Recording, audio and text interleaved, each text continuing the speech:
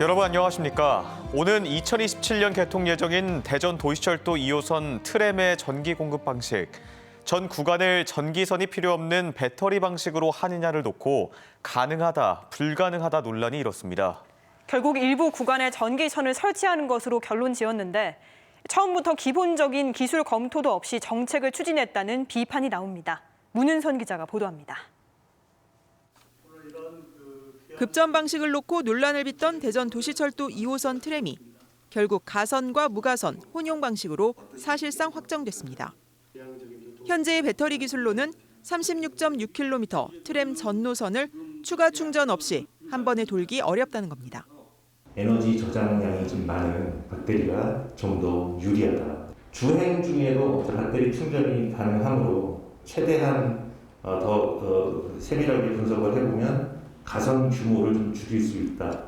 전체 노선 가운데 3분의 1 정도가 전기선 방식으로 서대전 6교 지하화 구간, 태미고개 등 경사가 심한 구간 등에 설치될 것으로 예상됩니다. 도시철도 2호선은 이제 복선으로 지금 계획이 돼 있는데요. 그 상행선, 하행선 중간에다가 전주식으로 지주를 설치하고 가선을 설치할 계획으로 있습니다. 노선을 두 개로 나누는 것은 환승 불편과 차량을 2배로 늘려야 한다는 비용 부담이 있어 순환선은 유지하기로 했습니다. 안정성을 높이는 결정에 반대할 이유는 없지만 평지에서 이뤄진 연구 결과만을 근거로 배터리 기술에 대한 기본적인 검증도 없이 정책을 추진해왔다는 비판이 당장 나옵니다. 무가선에 대한 것들은 조금 현실적으로 어렵지 않나는 얘기들이 나왔기 때문에 이렇게 정확하지 않은 시스템을 가지고 기본 계획을 세웠다는 것 자체가 우선 너무나 앞서 대전시 의회에서도 일관성 없는 대전시의 트램 정책 추진에 대한 비판이 쏟아졌습니다. 불과 3, 4개월 만에 이제 급전 문제가 부각이 됐어요. 슈퍼캡이 최적의 대안이라는 이야기를 하신 적이 있어요. 그 상임위원회 자리에서. 여기에 전기선이 설치되는 지역의 반발을 잠재워야 하고 대전 역세권과 연축지구 혁신도시 지정 등 변화된 도시 여건을 반영한 지선 요구도 해결해야 할 또 다른 과제입니다. 정부의 예비타당성 조사 면제로 본궤도에 오른 대전 도시철도 2호선 트램은 오는 2027년 개통 예정입니다. MBC 뉴스 문은선입니다. 어린이집이나 초등학교 앞 도로를 어린이 보호구역으로 지정하는 것처럼 어르신들이 많이 다니는 곳 주변 도로에는 노인 보호구역으로 지정된 곳이 있습니다.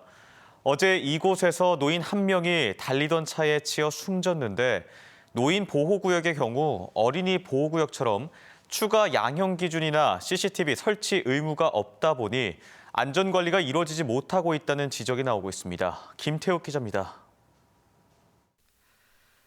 대전광역시 문창동의 한 도로, 56살 장모 씨가 횡단보도를 건너기 시작합니다. 앞뒤로 차량이 쌩쌩 달리자 중앙분리대 근처에 서서 잠시 머뭇거립니다. 그런데 1톤 화물차가 중앙선 쪽으로 빠르게 접근하더니 그대로 장 씨를 들이받았습니다. 튕겨나간 장 씨는 맞은편에서 오던 경차와 한 번 더 부딪혔고 병원으로 옮겨졌지만 결국 숨졌습니다. 역과에서 저 병원 도착하기 전에 숨이 멎었어요. 사고 지점은 요양병원 앞. 평소 노인들의 보행이 많아 노인 보호구역으로 지정된 곳이었습니다. 하지만 도로교통법은 노인 보호구역에서 운전자가 노인 또는 장애인의 안전에 유의해 운행하도록 권고할 뿐 단속용 장비 설치 등을 강제하지는 않습니다. 사고 지점도 통행량이 많다는 이유로 제한 속도가 시속 30km가 아닌 50km로 완화됐고 과속 단속 카메라가 설치돼 있지 않았습니다. 사고 현장 바닥에는 노인 보호구역이라는 문구가 적혀 있지만 차량들은 빠르게 지나가고 있습니다. 고수로 이상하게 막 밟아. 여기 좀 어떻게 무슨 조치 좀 해주시오. 위험이야. 이거 봐 이거. 저리 서서 얼마나 빨라. 또 노인 보호구역의 경우 과속을 하더라도 가중처벌도 없습니다. 노인보호구역 내에서 어르신 치상사고는요. 이러한 단서조항에도 있지 않아서 형사처벌에 대한 따로 규정은 제정되어 있지 않습니다. 노인 보호구역 지정은 늘고 있지만 정작 노인들은 보호받지 못한 채 불안한 보행을 하고 있습니다. MBC 뉴스 김태욱입니다. 코로나19 집단 감염이 발생한 당진의 닭 가공업체와 관련해 5명의 추가 확진자가 나왔습니다. 당진시는 어제 확진된 닭 가공업체 직원 12명의 가족과 접촉자 등을 검사한 결과 추가로 4가족 5명의 감염이 확인됐다고 밝혔습니다. 이로써 당진 닭 가공업체와 관련된 확진자는 내국인 19명, 외국인 20명 등 총 39명으로 늘었습니다. 당진항 매립지 관할권을 놓고 당진과 경기도 평택의 소송이 20년 넘게 이어져 왔습니다. 대법원이 결국 경기도 평택시의 손을 들어주면서 전체 매립지 대부분이 경기도로 넘어가게 됐는데요. 충남도와 당진시는 이해할 수 없는 판결이라며 강한 유감을 밝혔습니다. 고병건 기자가 취재했습니다. 지난해 11월 대법원 재판부가 당진항 매립지를 찾았습니다.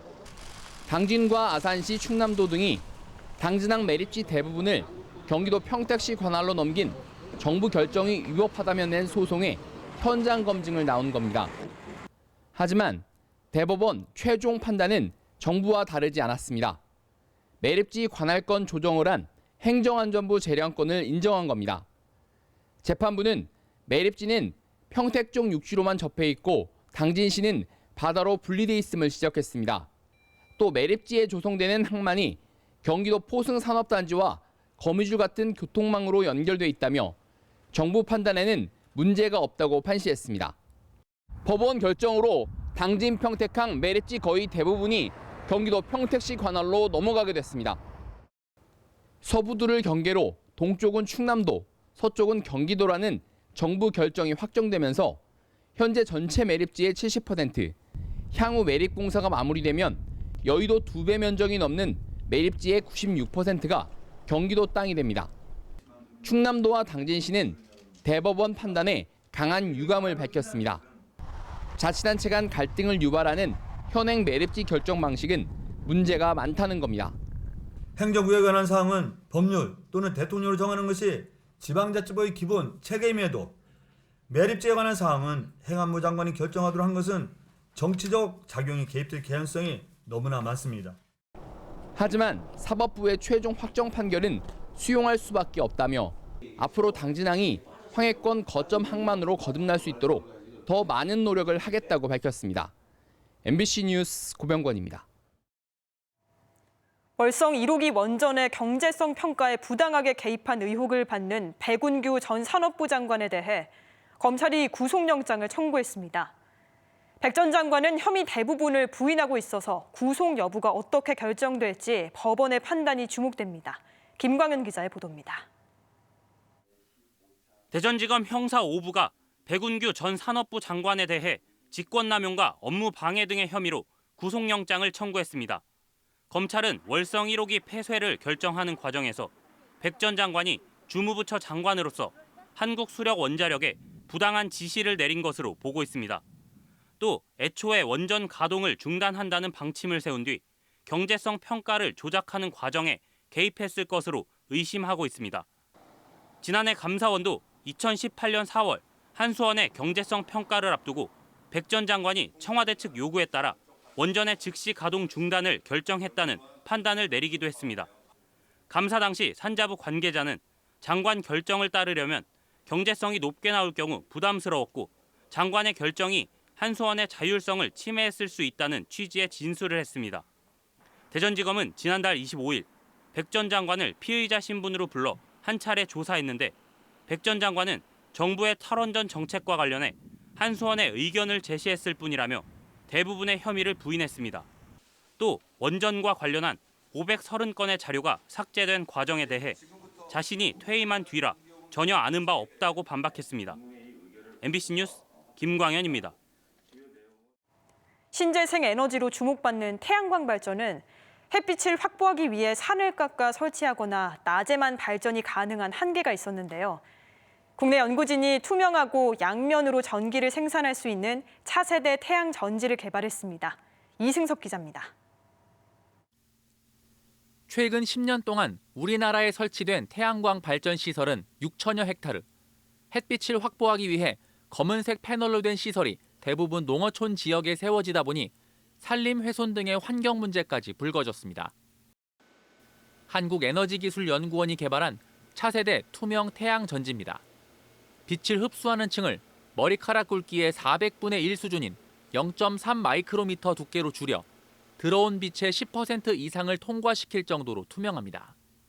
이번에 개발된 전지는 양면에 투명한 전극이 놓여 있어 어느 쪽으로 빛을 쬐어도 전기 생산이 가능합니다. 빛 일부를 통과시키는 대신 양면 발전으로 에너지 효율을 높인 겁니다. 양면 흡수를 할 수 있기 때문에 시간, 공간의 제약이 줄어들고요. 그리고 이제 밤이라도 실내 강을 받아서 그렇게 태양 전지가 구동될 수 있는 구리와 갈륨 등 4개 원소로 이루어진 무기 화합물을 소재로 사용해 20년 이상 발전할 수 있는 내구성을 갖췄습니다. 또 투명하기 때문에 건물 외벽이나 창문 등에 쓰일 수 있어 도심에서도 태양광 발전이 가능합니다. 도로의 방음벽 그리고 전기 자동차의 선루프와 같은 이런 투명한 특성을 갖고 있는 그런 면에 적용을 할 수 있는 연구진은 투명 태양 전지의 면적을 넓히고 발전 효율을 향상시켜 2년 뒤에 기술 이전과 상용화에 들어갈 계획입니다. MBC 뉴스 이승섭입니다. 어젯밤 9시 30분쯤 계룡시 엄사면의 한 국도에서 주행 중이던 SUV와 멧돼지 10여 마리가 부딪히면서 뒤따라오던 승용차 등의 3중 추돌 사고로 이어졌습니다. 이 사고로 SUV 운전자 등 3명이 경상을 입고 병원으로 옮겨져 치료를 받고 있으며 경찰은 운전자들의 진술과 블랙박스 영상 등을 토대로 정확한 사고 경위를 조사하고 있습니다. 네, 다음 소식입니다. 코로나19 장기화로 어려움을 겪는 소상공인을 위한 대전형 특별손실지원금이 내일부터 지급됩니다. 이번 지원 대상은 지난해 11월 24일 이후 집합금지나 영업제한 행정명령을 따른 소상공인으로 집합금지 업종은 200만 원, 영업제한 업종은 100만 원씩이 지원되는데 시는 1차 지급 대상 2만 2천여 명에게 별도의 신청 절차 없이 문자로 안내한 뒤 지급합니다. 지금까지 대전, 세종, 충남 소식이었습니다. 여러분 고맙습니다.